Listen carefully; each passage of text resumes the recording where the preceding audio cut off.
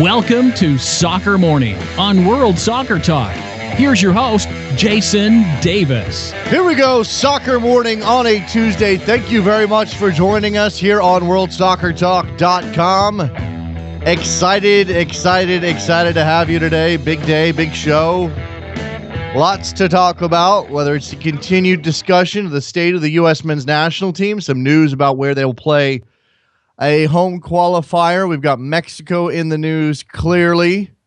Vladimir Putin putting his 2 cents in on one of the biggest prizes known to mankind and the worthiness of one Sepp Blatter. We'll get to that in the news here in a second. First, let me just go ahead and prime the pump. Charlie Boehm from Soccer Wire, MLSsoccer.com, and USSoccerPlayers.com will join us in a couple of minutes, and we will have a discussion with Charlie about the U.S. women's national team players, the conquering U.S. women's national team players, returning from their World Cup triumph and taking a bit of time, taking their old sweet time, getting back to the NWSL and the competing interests therein and exactly why these things happen and who might be pulling some strings when it comes to these big U.S. women's national team stars. So that's coming up very shortly. We may range into some other areas with Charlie as well, including MLS and the U.S. men's national team. Let's do the headlines here this morning. First up, Miguel Herrera, the continuing drama over his reported hitting of a reporter at the Philadelphia airport yesterday. Rumors swirling that he will be fired today. He does have a meeting with Mexican soccer officials at 11 a.m. Eastern time. That could be the end. Now, I watched Univision last night looking for the video, the supposed smoking gun video showing Miguel Herrera striking the reporter in question at the airport in Philadelphia. And what I saw did not prove a damn thing. I don't know if Miguel Herrera hit anybody, but it's certainly not on video. If there's evidence of this incident that exists, the public hasn't seen it. Perhaps the FMF has seen it. The story goes that the security cameras in that particular area of the Philadelphia airport were down and not working, which just makes you really glad to go to Philadelphia and fly out of there, doesn't it? Or fly into there, for that matter. Miguel Herrera may lose his job, but there's a very strong whiff of politics and the competing television interests in this, and we know this is how Mexico operates. This is not new. When it comes to the hiring and firing of coaches, very often big-name players within the Mexican television world have a say in how these things go. I will say that based on what we know, based on the evidence at hand, if Miguel Herrera is fired today, it's a travesty. If he's fired based on that incident, it's flat out wrong. Didier Drogba has officially been announced as a Montreal Impact player. Joey Saputo says it's an honor to welcome Didier Drogba to the Impact. From the first conversation I had with him, I felt that he really wanted to play in Montreal. This is one of the biggest days in club history, and his arrival to the club will be beneficial in every aspect. Now, Chicago Fire, who had the discovery claim on Didier Drogba and were in line to sign him if he chose to play in Chicago, have been compensated with allocation money that they then turned around and used to bring Gilberto back to MLS. The Brazilian striker, formerly of TFC, has joined the Chicago Fire. In fact, the Fire, perhaps a little salty over the way things went down with Mr. Drogba, let slip that Drogba was officially a Montreal Impact player before the Montreal Impact did. So a little gamesmanship within MLS, which is fun and exciting. Michel Platini is expected to announce his candidacy for the FIFA presidency in the next few days. A source close to the former French international told Reuters on Tuesday. Platini is 60 years old. He has been UEFA president since 2007 and is widely expected to throw his hat into the ring to succeed Sepp Blatter, who, of course, will be replaced as FIFA president early next year. February 26th is when the special elective Congress will be held in Zurich. Now, Platini is such a shoo-in that he is the far and away odds-on favorite with the bookies. He is not necessarily a reform candidate.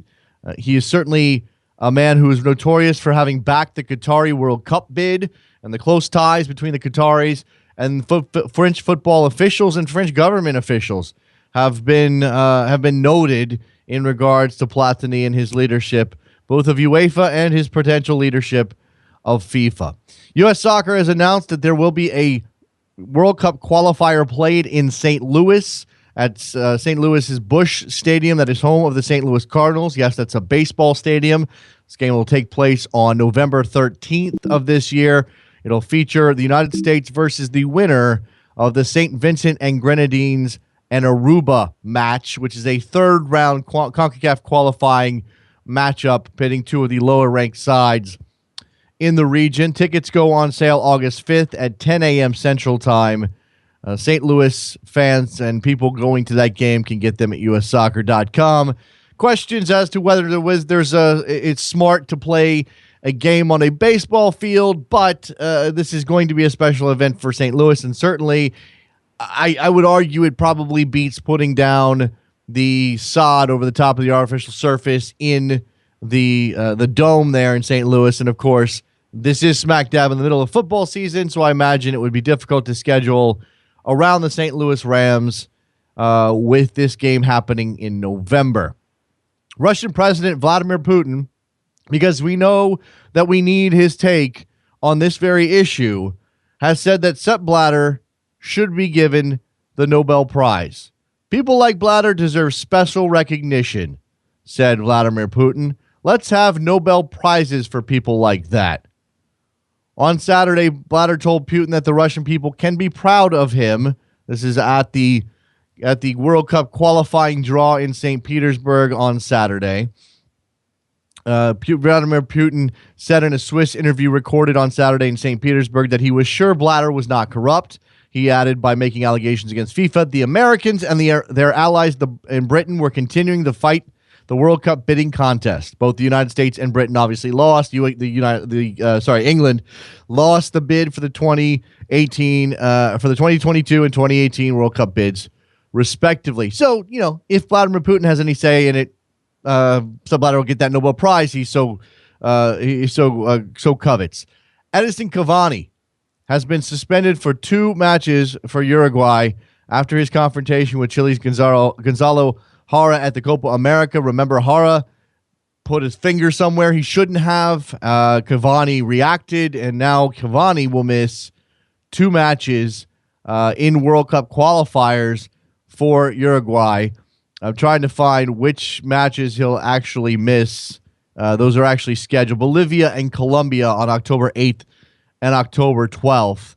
Oscar Tavares has also been, the head coach of Uruguay, has also been suspended for 3 matches from the sideline for something he did. I don't even know. This is whatever. It's ridiculous. You get a finger in a place, you respond. I don't care who you are. Let's take a break. When we come back, Charlie Boehm will join us. A good old friend, Charlie Boehm from MLS Soccer, Soccer Wire, and U.S. Soccer Players. Don't go anywhere. Be right back.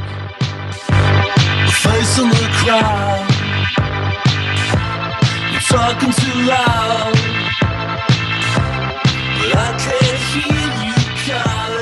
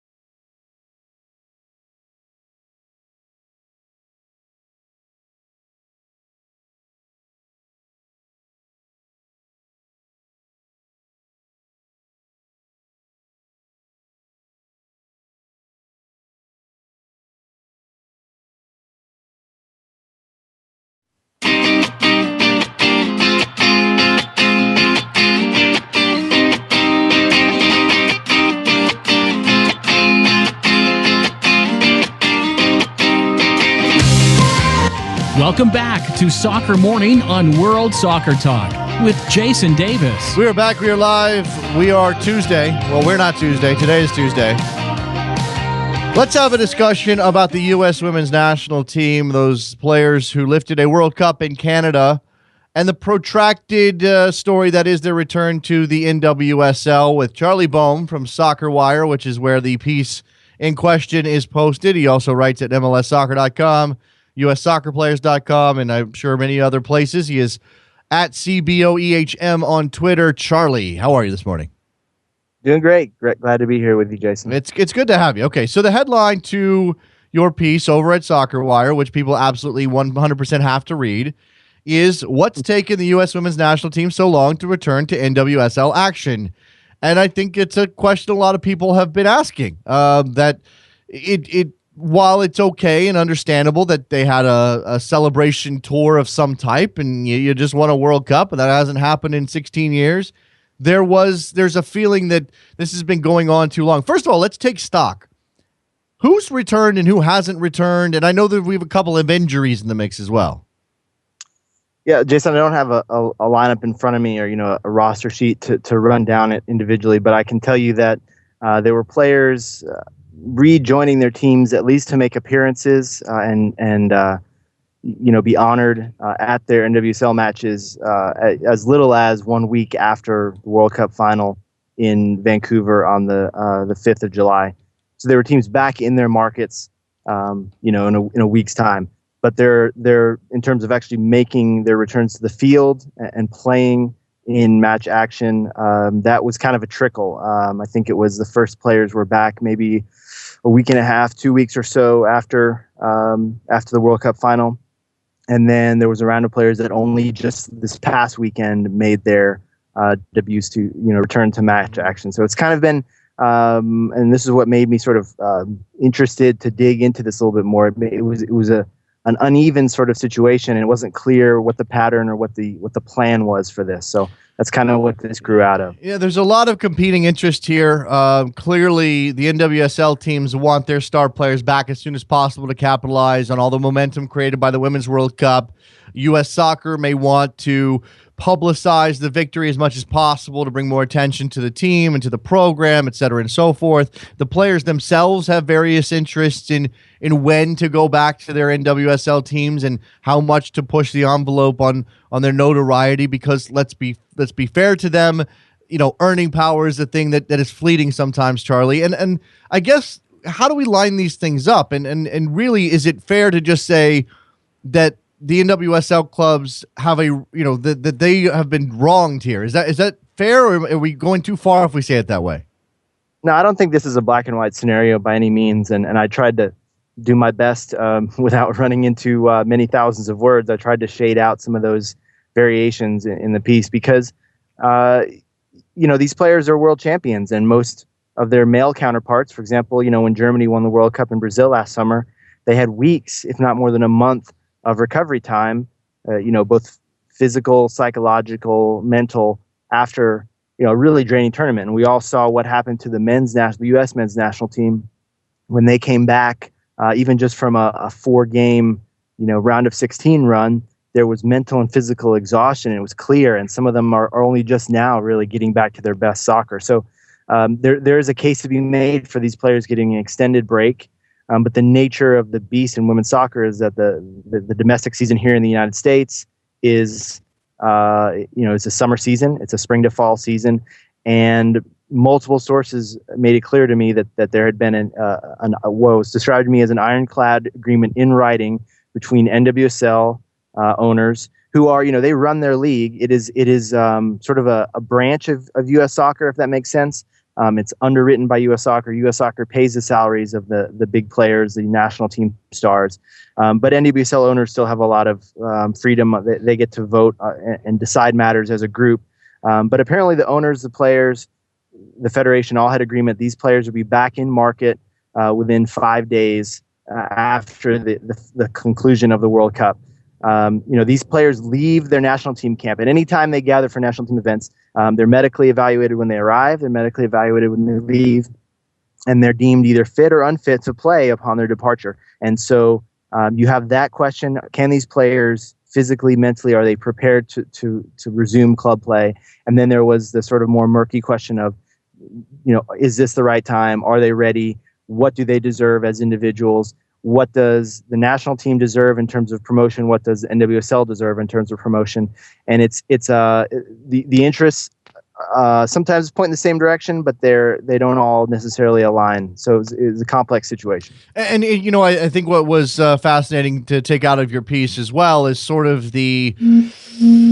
We know the NWSL operates on a shoestring budget. I think a lot of people are learning just how shoestring that budget really is, and obviously there are practical reasons for that. I mean, after the death of WUSA and WPS, it's smart to run a league with a budget in mind, especially as growing the fan base is something that's not going to come overnight, and you're not going to have a large influx of cash. But what we've got here is, as the incubation of women's soccer has happened over the last 30 years for the women's national team, the women's national team has become such an elite unit, and it's so highly funded, Charlie, as compared to the club game, that you have, for lack of a better word, sort of a closed off clique of players who, it's been pointed out, and not by you, but I believe this was a direct quote by one of your sources, that they don't necessarily want to open up and allow players to get better in NWSL to compete for the spots that they hold, because those are cushy spots that bring them good incomes. Well, the killer app, as I've described in the past of NWSL, the idea that was supposed to make this league more sustainable, more affordable, and make it work for the long term in a way that its predecessors did not, was getting the Canadian, the Mexican, and the United States federations together, attaching league participation to the national team duties of the player pool of those national teams.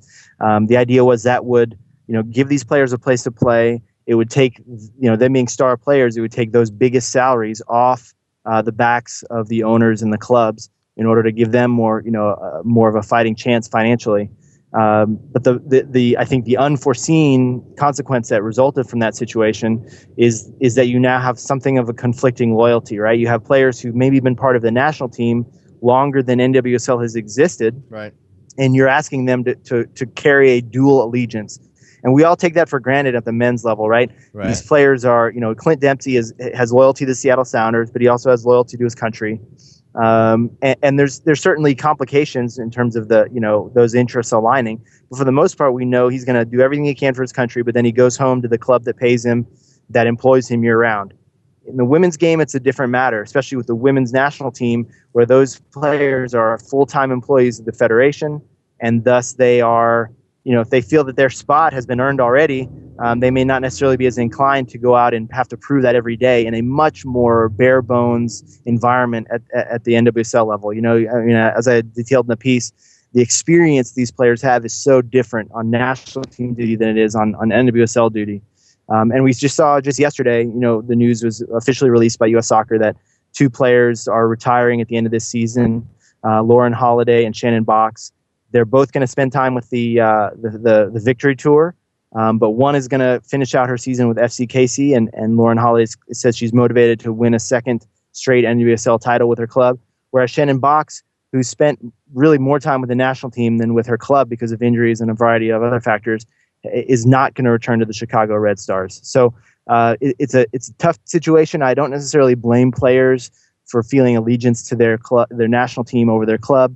But it means that you don't necessarily have a fully equitable situation. Right. I mean, it boils down to the fact that they're making the lion's share of their income comes from the national team. Certainly that's the higher profile team. It gets more attention. There's a much larger fan base. Let's be honest about it. And they're not making their money at the club level. And the players that are all at the club level that aren't part of the national team, meanwhile, just to put this into some context, because this is outlined in your story, they can be paid as little as $6,800 a season, and the maximum wage in the league is $37,800 maximum. So the national team is making 10 times that much money, Charlie, in some cases, from the national team.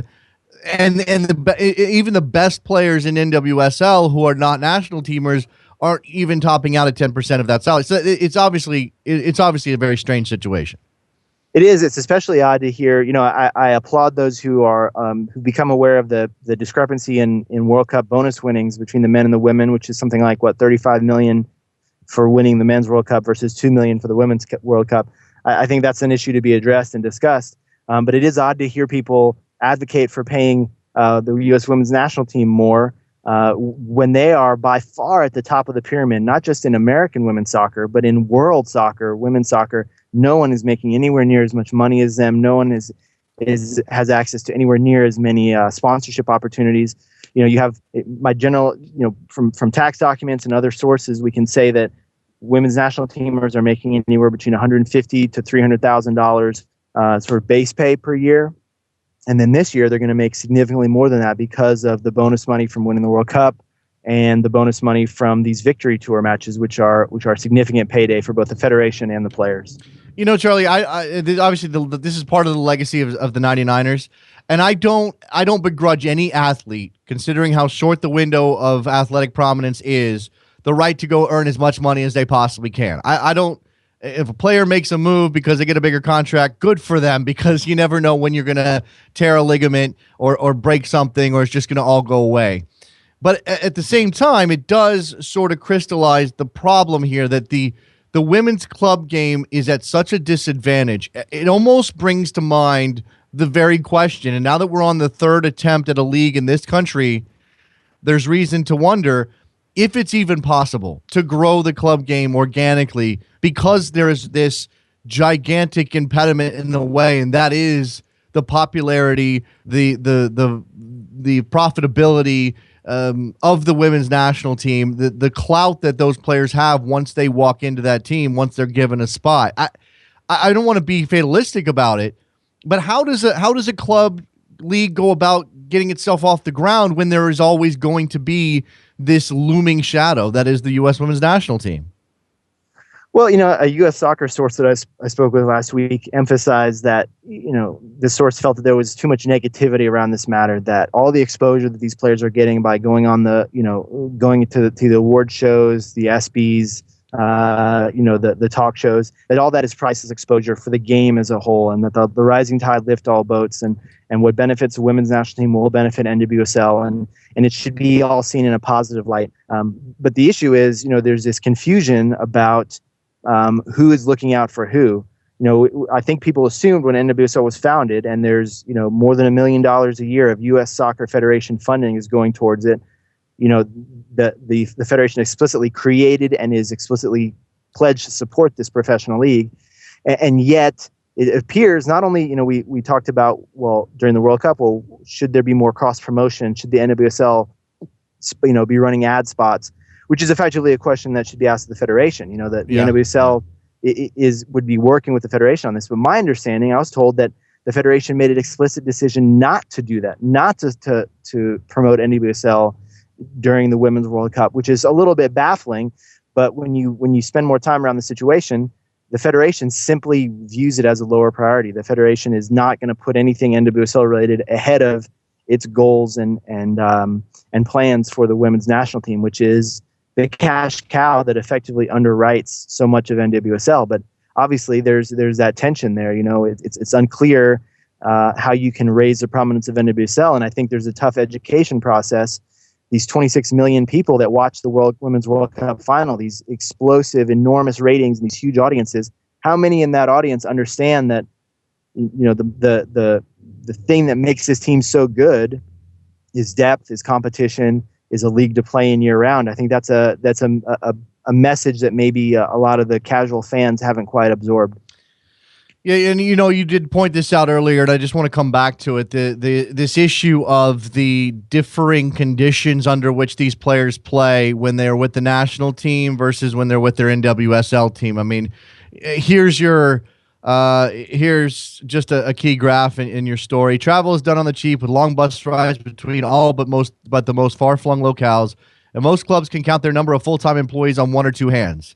Outside of Soccer Mad Portland, NWSL crowds rarely hit five figures, and all but a handful of regular season games are broadcast only on YouTube. For star players, it's often a jarring step down, even from their experiences at major NCAA college programs. So you're essentially, this is not necessarily a criticism on the NWSL, which is trying to grow, and this is not for lack of trying. But this is lack of professionalization. I mean, it's lack of professionalism around the league, and that's just a matter of money, Charlie. To a large extent, and a lot of those were conscious decisions. The WSA, the first women's pro league at the turn of the century, was really bullish in the wake of the 1999 Women's World Cup and the U.S. Championship there, and they blew through $100 million in less than 3 years. Enormous amounts of money that they had more money in some ways than MLS did back at that time. WPS tried to kind of taper that model and tweak it, and NWSL has essentially blown that all out of the water. This is an unapologetically shoestring league because they've got to make it a winning proposition, or at least a break-even proposition for their owners. They've got to limit the spending on player salaries, which was the biggest cost, I think, in those first two leagues. So that means that players aren't paid what they're worth. I think they would say that, and I think most executives in the league would acknowledge that too. But it's all about trying to find a way forward that's sustainable. And so there's, I know in the case of the local team here, the Washington Spirit, they'd done all the modeling coming into the birth of the league. They felt like if they got I think it was either 3,500 to 5,000 a night for their home games, that was going to get them to a break-even level, or at least a sustainable loss. And I think people need to have some understanding for the day-to-day grind that these clubs are going through. I mean, MLS is still figuring out how to make money, much less significant amounts of it across the board. And NWSL's in the same boat. The Portland Thorns made money. There's other clubs that are losing a significant amount of money. So it's easy to spend other people's money in principle, but for the time being, this is what they've got. This is what they've got to work with. Maybe down the road when they grow past the 9 teams they're at now, maybe more MLS teams buy in. There's a few soccer-specific stadium projects around the country that are pending that would make a great home for an NWSL team down the line. So again, maybe there's an economy of scale here. But it has to be said, even given all those financial limitations, many would argue it's still the top quality pro league, and it's arguable, but it's one of the top quality pro leagues in the world, even on those meager resources. Well, but that says something about the state of the women's game at the club level, doesn't it? There's no other nation can match the depth and the strength of the player pool here in the United States. And then over on top of that, because of the contrasting season schedules, you can draw a lot of world stars over from Europe or from Japan. In some cases, there's still an attractiveness to coming to play in the States in the off season. So, there's women that are effectively between loan deals and playing in different countries. They're playing almost year round. One, so they can stay sharp, and two, so they can continue to make money year round. And I think that experience, there's a lot to be said for that, and those women deserve a lot of credit for doing that. So I think the NWSL, the quality of play, I think it's going to continue to grow. It's maybe not quite what people are accustomed to have watched in the last month or so here with the Women's World Cup. But if you invest a little bit, you can get a lot out of this league in terms of watching it, paying attention. There's some very interesting storylines and that sort of thing. So it's just a question, I think, of giving this baby time to grow. Sure, time is always the key factor here. Just making sure these clubs exist. I've been preaching that with MLS for a very long time, or any club, any professional club in the United States, men's, women, whatever level. Just keep existing somehow, whatever you need to do to keep those fans engaged and to keep that fan base growing. Charlie, one factor we really haven't talked about in the delayed return of some of these players to their team is sort of the agent angle. I mean, you mentioned this. How large of a role do agents play in how the big name stars from the U.S. Women's National Team go about their business month to month, week to week? That's significant, for the players that are considered, major figures, that are marketable figures, that have personas that transcend the game. Their agents and agencies, in a lot of cases here, are full service outlets. They're going to help you with your social media. They're not just going to negotiate your contract. They're going to build your personal brand. They're going to help you ink sponsorship deals. They're going to help you connect with your fans better. So it's sort of a full stop, or a one-stop shop, I should say. There's a lot of value that comes from that. The issue is, there's only, because of the salaries are smaller, there's a lot of agents who are working for free in this business, and I give them a lot of credit, who are working for very small amounts, whose women's soccer branch is maybe built off of more profitable representation of other sports, and that being said, these agents are looking out for their players, and these players are doing the same in a lot of cases. They are. I think, and I won't speak for any of them, but I think that a lot of these players feel like this is a very rare moment they have, a very rare window in the sun, and not just the soccer media's attention, but in the mainstream spotlight. And so they're determined to max it out. And you have to give them credit. I mean, when even players who aren't necessarily established stars or established starters are inking big sponsorship deals. There's money to be made there. There's exposure to be gained. I think where it got complicated or messy was, despite the fact that that the federation and the clubs of NWSL thought they had an agreement, things got a little messy. It was a question literally of, is this player going to get on this plane to be at this time in that week or two after the Women's World Cup final? And that was where, it ended up sort of the egg flew on NWSL's face and the federation's face. But in a sense, and I think the federation probably looked worse because, okay, where are your players? Are they reporting, where they're supposed to be? They're at your event. Are they at their NWSL event and so forth? But my understanding is, even guys like major figures like Darren Ravel were ripping NWSL clubs for maybe not always making it super clear what Women's World Cup stars were going to be where and were they going to be on the field. But in a lot of cases, they didn't know. They'd entered that period thinking they had an agreement with the players and the federation. The federation thought they had that sorted out. They thought that their players would be responsive to the agreement they had made, and it wasn't always the case. Sure, and just again, just goes to show you that the clubs have limited influence. They're not equal partners in all of this. I mean, the federation might not knowing is an indication of something too, but clearly, if the clubs were as influential as the men's clubs are in the careers of their players, and certainly they're paying the salaries in those cases. The most of the money those players make comes from their club. Then they're going to know, or they're going to be players in this. They're going to be demanding things. They're going to be in communication. That's not necessarily the case here. A couple of things, Charlie. And by the way, Darren Ravel, I know some people don't like him too much. He made good points in these tweets that Charlie embedded in the story at Soccer Wire. Carly Lloyd was traded from the Western New York Flash to the Houston Dash last year. She's obviously the big name star in terms of her play coming out of the World Cup, scoring the hat trick in the final. She scored on the weekend against the Flash. This is a little mini controversy. Is this ultimately good for NWSL, or is this the kind of thing they need to avoid right now?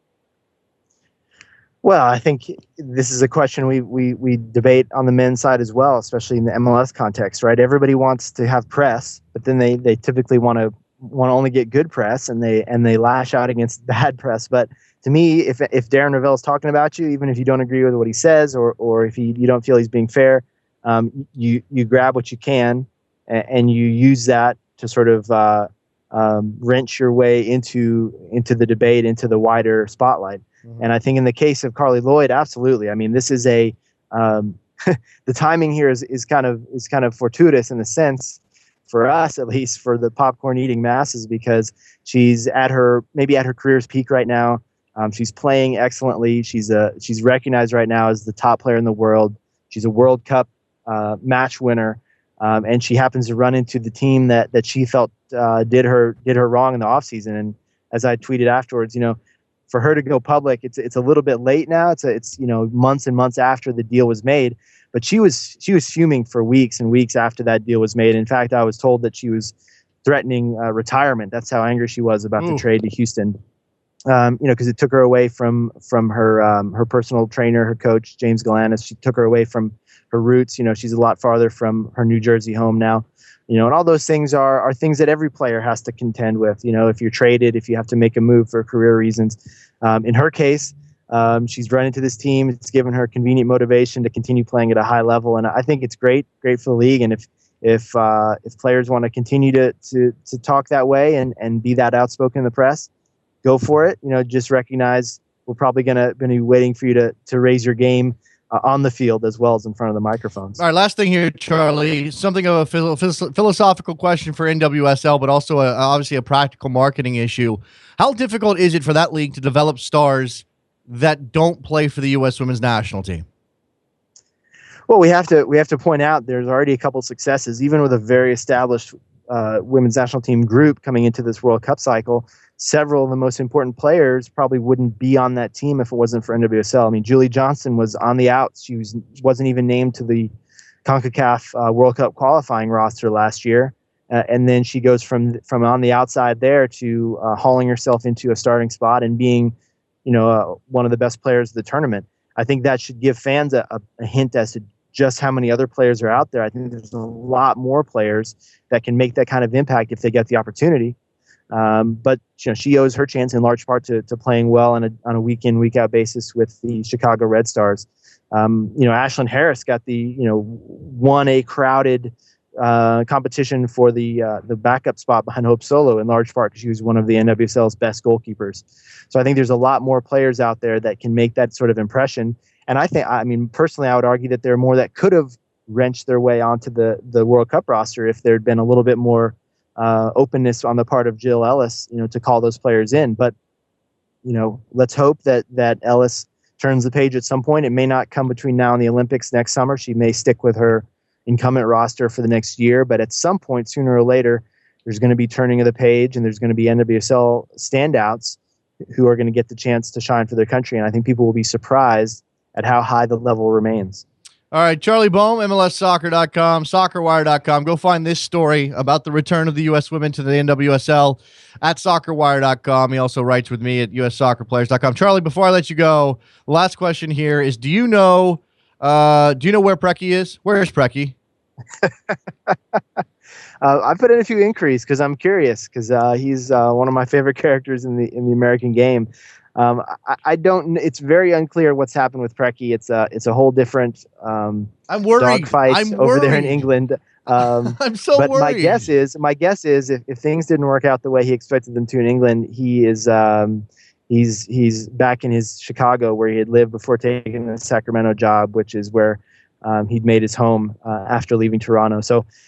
That would be my guess. Right. Charlie, I don't have confirmation. I just hope that somebody didn't make Preki a promise and then renege on that promise, because I don't know that that's something you want to do to Preki. That's all I'm saying.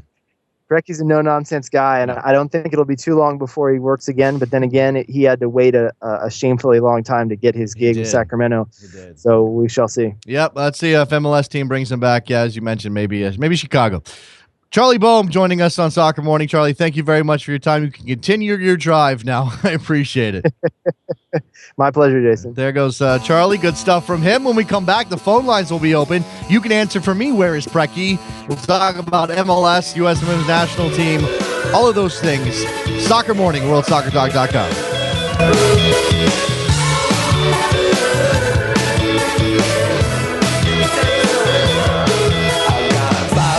Strings on a broke guitar.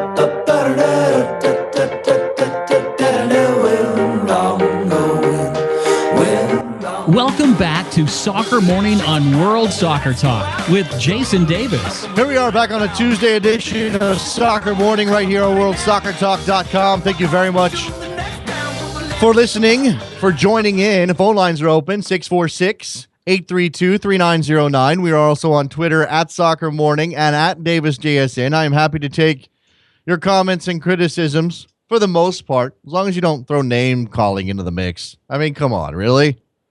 Name calling, people. We can talk about Jurgen Klinsmann some more if you want. This can be your forum. I've said my piece on Klinsmann. I'm sort of done expressing my frustrations with Jurgen Klinsmann. Some people believe that he's got some long-term program. That's fine. That's great. Let's hope that's the case, because no matter what frustrations I might have and what frustrations I might express, the bottom line is he's not getting fired. He's not going anywhere. Sunil Gulati is pot committed. He's got all of that money in on Jurgen Klinsmann. The man is going to take the United States to October 9th. He's going to play Mexico at the Rose Bowl. The chips will fall where they may, and we'll see what happens after that for this team. But it'll ultimately be Jurgen Klinsmann's team. Maybe what we should be focusing on, since Jurgen Klinsmann is unlikely to go anywhere, is just figuring out whether or not the pressure he is under is enough. Because that's what he talks about all the time, right? I feel like I'm answering the bell, and everybody else who is levying some criticism on Jurgen Klinsmann is just answering the bell that he has himself rung. The bell that is bring pressure to this soccer environment, because America is too low-key. We're all too laid back. We don't care enough. We don't put enough pressure on our players, and we don't put enough pressure on our coaches. Let's turn up the heat a little bit. Let's ratchet it up. Let's put some pressure. Does appear that Michel Platini has officially announced his candidacy to take over for Sepp Blatter next February in that special FIFA election. Whoop-de-doop-de-doo. If you're on board with the Platini train, I don't know what to tell you. It's not going to be any different than what we saw out of Blatter, at least in terms of the aimless, directionless leadership. Certainly he's going to bow and kowtow to some of the bigger money pressures within the game. He's proven that as UEFA president. He's a man with some interesting ideas that don't always work out the way that he claims they will. He's got he dramatically increased the number of teams taking part in UEFA's European Championships, which has probably lowered the quality of the soccer overall. He has instituted financial fair play, which is proven to be something of a red herring that is more likely than not going to entrench the big money clubs, the established big money clubs, at the expense of new money clubs who want to put whose owners want to put money into their teams to improve their chances of competing on a high level. I mean, that seems to be where Michel Platini falls in the political spectrum that is FIFA. Ultimately, he is a creature of all of those big money interests. Am I wrong about this one? Does anybody think that Platini is an actual reformer? That there's really going to be a change at the top at FIFA if Michel Platini is elected? And he's going to get elected because he has the power base. We know how this works. If you have the blocks necessary, you're going to get elected. He is the odds-on favorite. It would take some out-of-the-blue candidate who can unite Asia, Africa, and probably CONCACAF and the Caribbean nations to oust or to win over Michel Platini at the next election. That's what I would imagine needs to happen here. I did put literally on my rundown for today, and why I threw it in there at the end with Charlie Boehm, it's where's Preki? Hashtag where's Preki? I need to know where he is, because I'm sort of worried that somebody lied to Preki, which I think is bad for the person who lied to Preki. And I'm also concerned about, the guy is a good coach, and he was doing good things at Sacramento Republic, and there was a very good chance that if that team got their opportunity to move up to MLS, and let's be fair about it, if it was all about earning it, they would have already been there. If and when that happens, then we would have had Preki back in MLS. He would have had an opportunity to coach in the highest level in this country again. This is a guy who did good things at Chivas USA, when nobody else was. Bob Bradley, Preki. That's the list. That's the whole list. He went to Toronto, was operating under a very difficult set of circumstances with leadership and management that did not know what they were doing. And I thought he acquitted himself relatively well. I think people who paid attention to those Toronto FC teams under Preki will tell you they were some of the better teams they've had in their history. And remember, this is a team that's never made the playoffs since entering the league in 2007. So it would be nice to know where Preki is. Let's go to Ray in Milwaukee. What's up, Ray? Hey, Jason, how are you?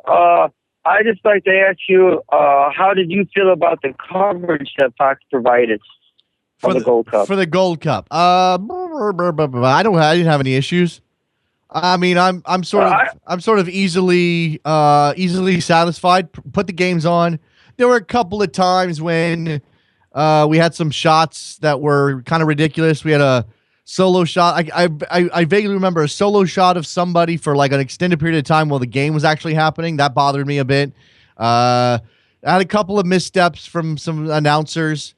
I think John Strong actually had a couple of mistakes in there that I wouldn't normally expect him to make. I'm not sure that's his fault or somebody else's fault. So there were some issues, but nothing that really raises to the level of a problem for me, Ray. Well, I would just like to say that there was a little too much flipping from back and forth. It wasn't constantly on one network at set time, even though there was kind of set time set up for it. And a lot of people don't have Fox Sports 2. So the availability of some of these games. Yeah, that's not something I had to deal with, Ray, but I absolutely understand anybody who had an issue with the availability of Fox Sports 2 and being able to access all of these games. And it's going to be, we already know that the Bundesliga fans are up in arms over the likelihood that those games are going to be on Fox Sports 2 and Fox Soccer Plus, which is a thing people don't want to pay for anymore. I mean, we're at a point now in the development of soccer on television that the notion of paying for a dedicated channel that is just soccer and having to pay how much is Fox Soccer Plus, Trevor? Is it like $10 a month? If it's something like, people just don't want to pay that. We pay $10 a month for HBO Go, and that's everything. All right, I gotta go. Have a good one. All right, Ray's got to go. Ray's got to run. Something big happened. Something big is going on with Ray. All right, 646-832-3909. Trevor says he doesn't know how much it costs because you get Fox Soccer Plus for free. I get FS2. I get FS2 in HD. I have Fox Sports 1 and Fox Sports 2 in HD. I do not have Fox Soccer Plus because I'm not paying for Fox Soccer Plus. That's not, I don't feel that's necessary. Now I have paid for various streaming options in the past. For Copa America, I paid for a streaming option. I felt, okay about that. Copa America isn't necessarily something I would automatically expect to be on American television. Although, it should be. Let's be honest about that. It should be on American television in HD for me to watch. And everybody else, for that matter. Why is Copa America not free for me? Not free, but part of my cable package. Why is that not a thing? And sometimes you don't even realize what channels you have until you have them. And I don't know. I'm actually in a position now where I'm pretty much have everything DirecTV has to offer, and I'm not paying the bill. So I can't really comment on this situation too much. I feel like I'm overstepping if I get kind of weird about the TV channels and what's available, considering I'm not paying the bill. 646-832-3909. Call me up. Tell me, where's Preki? Tell me what you think about this story we talked about with Charlie Boehm and the U.S. women. It's a very interesting dynamic because it's essentially the men's game flipped on its head. In the men's game, the clubs have all the power. The clubs are suing national federations over injuries to players. They're suing FIFA. They're demanding compensation when these players go away. And everything flows from the club side. The international game is important. The World Cup is the biggest event, but you always get the sense that the real power lies with the clubs. Because why? Because they pay the salaries of the players. The money that Cristiano Ronaldo and Lionel Messi make is not driven from their national team. It's driven from their clubs. So we are headed into a future where a lot of people will tell you it seems, and maybe not now, maybe not 10 years from now, maybe not 20 years from now, but at some point in the future, it seems likely that the international game may either go away or be replaced by something else, or we'll have some sort of consolidation of the club game, and it will force the international game to respond in some way. Something will happen. Some dynamic change will happen, and the international game will suffer. And there's a lot of people who will tell you in the modern world that the international game is not nearly the quality of the club game, certainly at the top level, UEFA Champions League and the like. The quality of soccer being played by Barcelona, Real Madrid, Manchester United, Bayern Munich, PSG, Juventus is well far and above anything being played by Argentina, Germany, Brazil, et cetera, et cetera.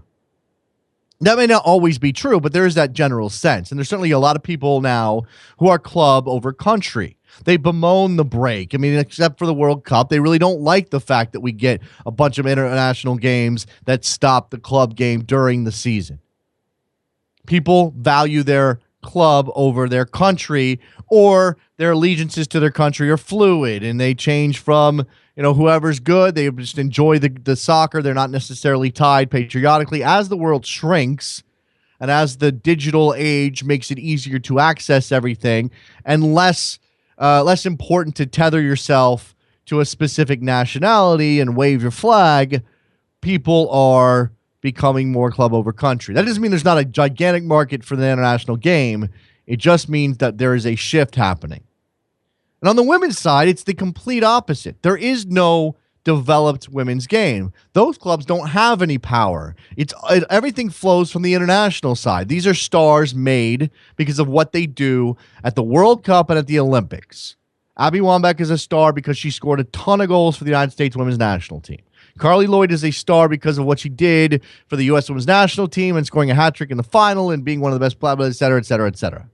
Alex Morgan is a star for various reasons, including, but not limited to, her play for the U.S. women's national team. That's what gives her the platform to be the celebrity that she is, because she is an amazing player and she does it while wearing the colors of the U.S. women's national team. And I think it's a very interesting juxtaposition. Not I can even draw any conclusions out of it. But you can see that when the international game is prioritized over the club game, or has so much more influence, or is so much more important than the club game, it slows the growth of that club game. The United States may want, the U.S. Soccer Federation and Mexico and Canada to a certain extent, may want a professional women's soccer league to succeed in this country, but they're not going to promote that league and increase its influence at the expense of their national teams. Certainly U.S. soccer is not going to do that with the U.S. women who, while also being great and can win World Cups, are a cash cow. The U.S. women are going to go on this victory tour across the country, international game, in the middle of the NWSL playoffs this year. And they're going to do that because that's more important. Friendlies in full house stadiums, making money for the federation, making money for the players, increasing their star power, getting them on television, that's all way more important than playing a weekend game in front of 6,500 at Sky Blue FC, or the 8 to 10 or however many thousand big crowd they get for the Houston Dash, or even the Portland Thorns, who get great crowds. The national team is so much more important that those club teams then suffer, and they don't have the money to compete, and they don't pay the salaries of the big name players. So they will always lose out. It's just a very interesting situation. 646-832-3909. If you guys don't call in, we end the show. That's how that works. Where is Preki? Hit me up on Twitter. I want to know. Where is Preki? Lots of comments on Jurgen Klinsmann. I've been called, it's been said that my comments on him are comical. Perhaps you should consider development of young players more vital when World Cup is 3 years away. Again, I have a problem with prioritizing the World Cup over everything, as if the Confederations tournament, the Confederation Cup, or hell, Gold Cup, your own Confederation tournament's not supposed to matter somehow.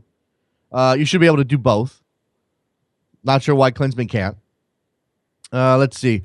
Daniel The end goal for Jurgen Klinsmann and the U.S. national team is always a World Cup final win, and his way on qualifying to World Cup. If Klinsmann has a World Cup qualifier to playoff, then we should worry. So don't worry now, I guess. Don't worry about losing to Jamaica. Don't worry about the finish in this Gold Cup. Don't worry about the lackluster play through the group stages. Don't worry about his dependence on players or his loyalty to players who showed up and performed poorly over a number of matches.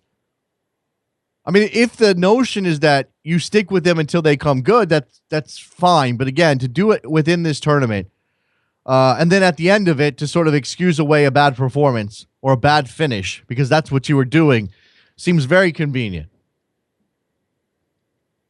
Jared says, I still don't understand how Jurgen Klinsmann will help youth development. I don't see him coaching kids. The notion apparently is that he brings through young players in the national team and in the national team setup. You do have Todd Ramos in charge of the U20s. You have Richie Williams at the U17s, and these guys are supposed to be enacting his program. And maybe that's happening. Maybe that's happening.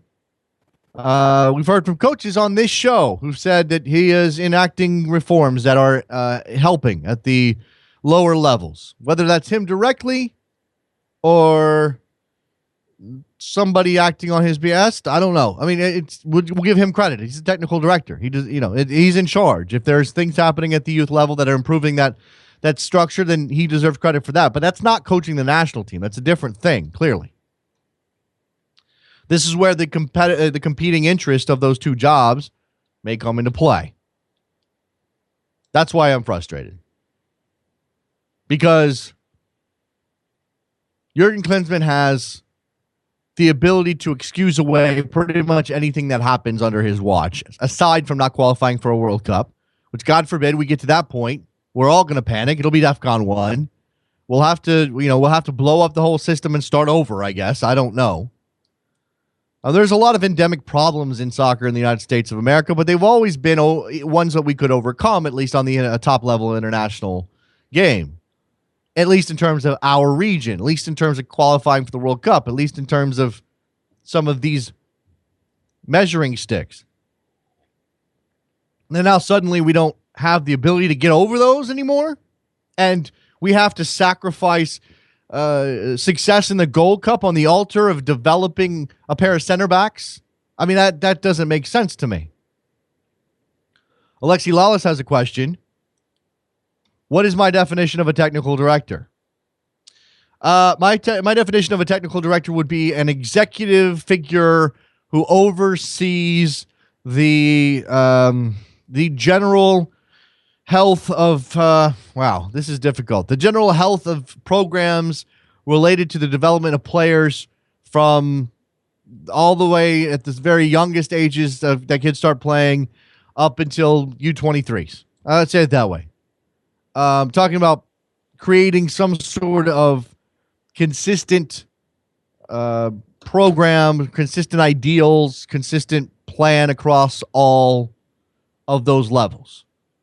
Directing coaches to focus on specific areas of the game, trying to shift emphases. Is that plural? Trying to shift the emphasis from what has previously been the American dependence on this thing and that thing and moving it to another place. I mean, I'm not even making a value judgment about that necessarily. I'm just saying that seems to be what he's supposed to do as technical director. Andrew on Twitter, talking point, should MLS make bad defending a league strategy and become as high scoring a circus as possible? Woo! I like that idea, Andrew. Let's do that. Let's just completely discount defending whatsoever. Let's become the Eredivisie on steroids. Can we do that? Can we become that league? If we had 5 threes every weekend, would that increase the popularity of MLS? No, of course not. I mean, you can't do that. You can't. I mean, it sounds fun, Andrew, but really.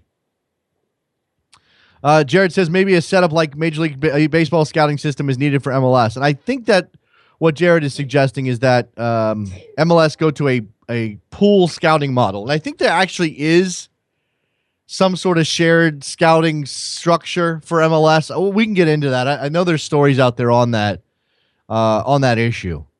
So there may be people who have some insight into how that works. Last call for phone calls, 646-832-3909.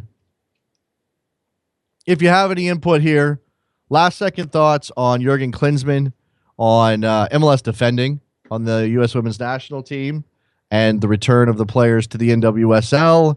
What else? On where is Preki?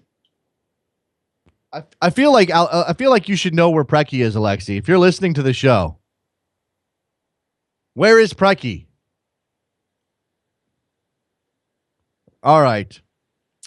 Last thing here, I'll hit before I get out of here. Daniel says, "So who is better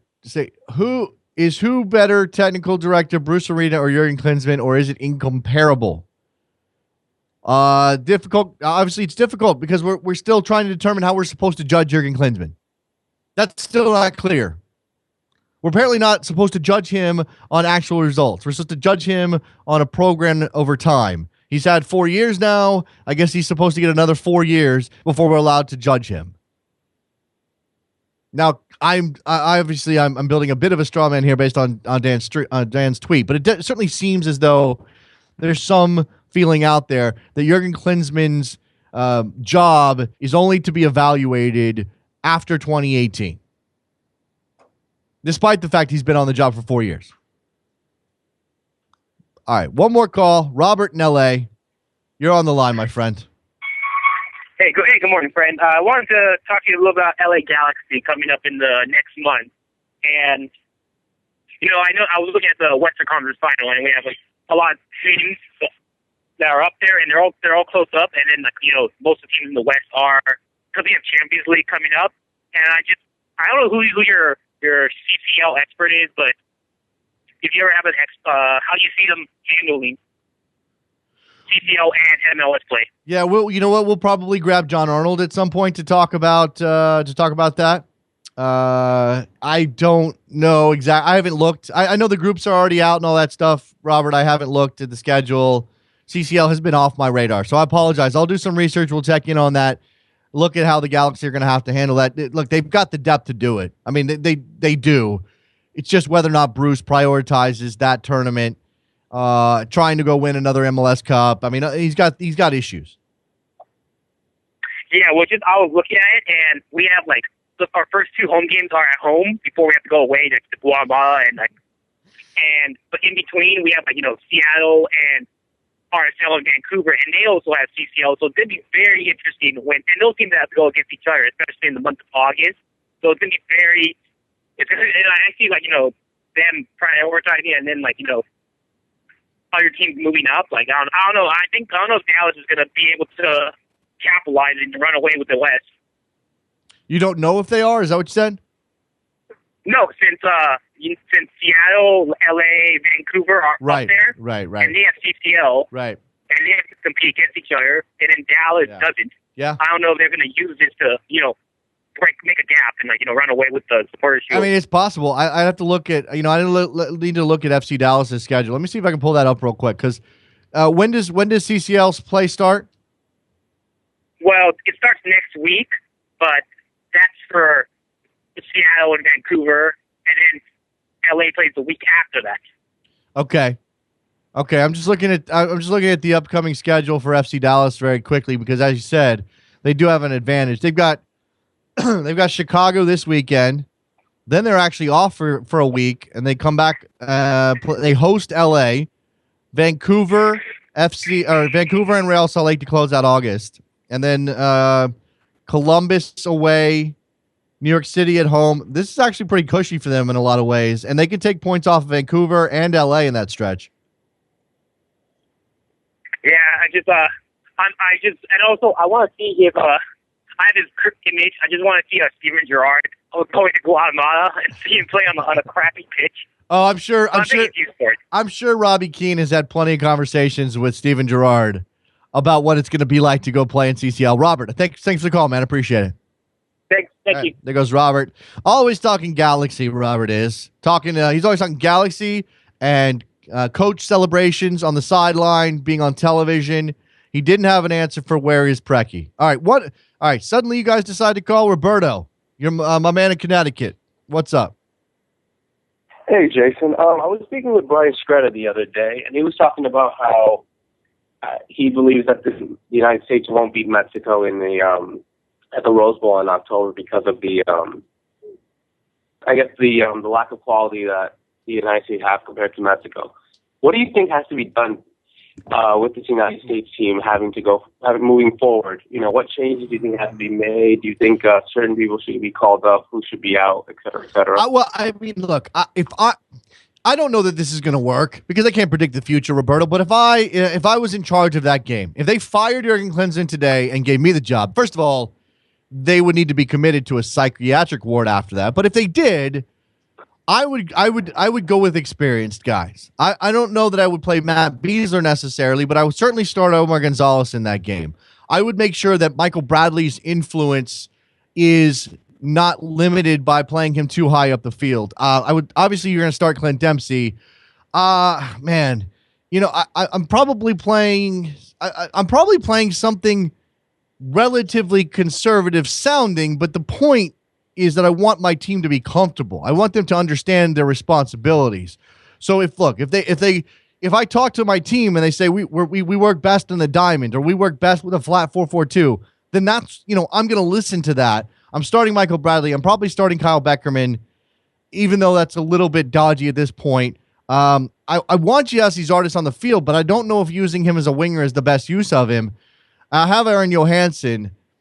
Man, see, that's the thing. I'd have to look at it. I mean, really what I think is most important here is putting the team out in a way that they know how to play, in a way they understand, with plenty of defensive help for center backs who, again, may not have played together a lot because Klinsmann, he hasn't brought the foundation to this game. I mean, if there was a foundation, they probably would have done better in the Gold Cup. So now in the Confederations Cup playoff, you have a determination to make. Do we change things up for the sake of changing things up because they didn't work in the Gold Cup, or do we go to sort of some established players in places? Alejandro Bedoya on the right, Fabian Johnson at left back. Okay, now I need a right back. Maybe Brad Evans is playing right back for me because I trust him more. I mean, I think that the way to go in this game, unfortunately, because of what Klinsmann has done to this team, is pretty conservative. Do you think that the lack of rest heading into the match against Panama that Monday night maybe played a factor, having qualification already been secured? I think that Jurgen Klinsmann overtrains his players, and that's a factor in tournaments. Yeah. I think that was the reason. I mean, that's you know, rest is an obvious thing to point to, but I've heard from enough people that he overtrains. I mean, not just trains them and gets them fit. And now, okay, we're a well-oiled machine, but overtrains them. And, you know, I don't want to make excuses for anybody, but very smart soccer people have pointed out that several players on this team who are otherwise good players have failed to show up at their regular levels in tournaments in compact schedules because of the way Jurgen Klinsmann prepares his teams, which is train, fitness. Then they don't have that base of understanding of how to play together to go win a game, and now they're overtrained and their legs are rubbery and crap, we're in trouble. I think that's going to be probably a factor if he's going to continue that way against Mexico heading into the Mexico match, since they're all going to be playing in their respective leagues. That's going to be a factor now.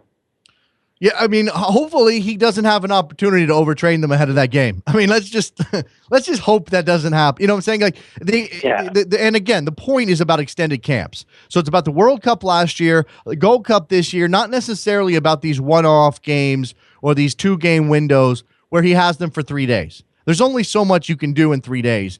And hopefully they are training on some level over tactics, really talking about, they don't have to be in training doing tactics, they can be in meetings doing tactics, but hopefully they're at least talking about those things on some level. So, you know, if this is a one-off game in October, you've got the MLS players who are pushing towards the end of the season qualification for the playoffs. You got the European-based players who are already into their campaign a couple of months. This should be a good window for fitness to not be a factor for the United States. They should be ready to go. Then it's just a matter of whether or not Klinsmann puts him in position to win based on the lineup and the formation and the tactics. Yeah, absolutely. I think they should also, if they do win that match, they should probably take it a little bit easier in the World Cup qualifying match, considering the teams that they would be facing. Possibly. I mean, again, that November date, November 23rd is the first game of the fourth round of qualifying, and they're going to face the winner of St. Vincent and the Grenadines and Aruba. So very likely a sort of, a pushover team, and maybe he does have an opportunity to bring in and cycle through some of these young players that we're supposed to be preparing for 2018. Yeah, how about that match? It's going to be played at Busch Stadium. Yes, it is. That's going to be interesting. Yes, it is. It's going to be on a baseball venue. There's probably nothing in this world that offends me more than soccer on a baseball stadium field, but whatever. The people of St. Louis will have a good time. I'm sure they'll show up in big numbers. Maybe they'll help them get an MLS team. I wouldn't be surprised if they play one in Yankee Stadium. Oh, God. I hope that doesn't happen. There was rumors of a USWNT game there. I hope that doesn't happen either. Roberto, I got to run. Appreciate the call, man. Yeah, no problem. Thanks, Jason. Roberto in Connecticut. That's going to close us out on a Tuesday. Thank you very much for listening to Soccer Morning here on WorldSoccerTalk.com. Thank you to Producer Trevor for producing some pretty awesome images of where is Preki. Because where is Preki? Nobody knows where Preki is. Where is Preki? Go to Soccer Morning. Sorry. Go to WorldSoccerTalk.com. No, that's not right. Go to backheel.com/store to buy a mug. Go to WorldSoccerTalk.com for a bunch of other stuff and the show. Go to Instagram and follow Soccer Morning on Instagram because that's a thing now, and I'll talk to you tomorrow. Bye. My heart on every cursive letter. Tell me why the hell no one is here.